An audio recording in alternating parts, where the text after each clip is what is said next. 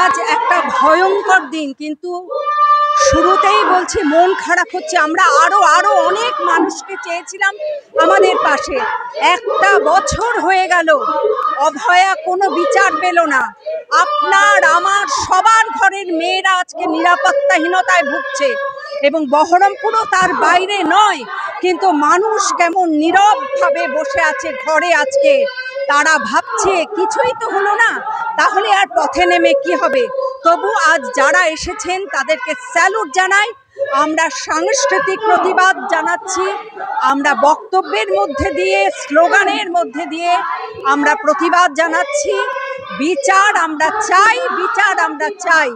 সমস্ত মেয়ের নিরাপত্তার দায়িত্ব নিতে হবে শাসক গোষ্ঠীকে, অবশ্যই।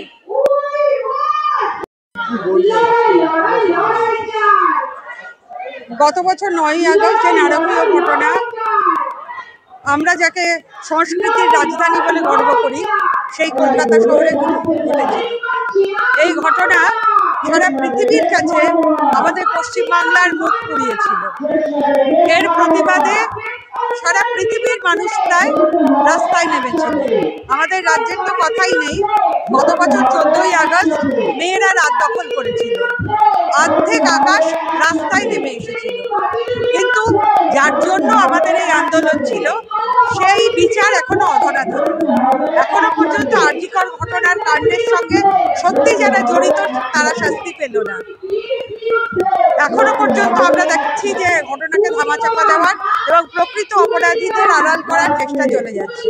শুধু তাই না, পশ্চিমবঙ্গেই না, সারা ভারতবর্ষ জুড়ে ধর্ষণ এবং খুনের ঘটনা বেড়ে চলেছে। এর প্রতিবাদে ওই 14ই আগস্টকে এবং 9ই আগস্টকে মনে রেখে আবার আমরা রাস্তায় নেমেছি। সুমনা সেনগুপ্ত।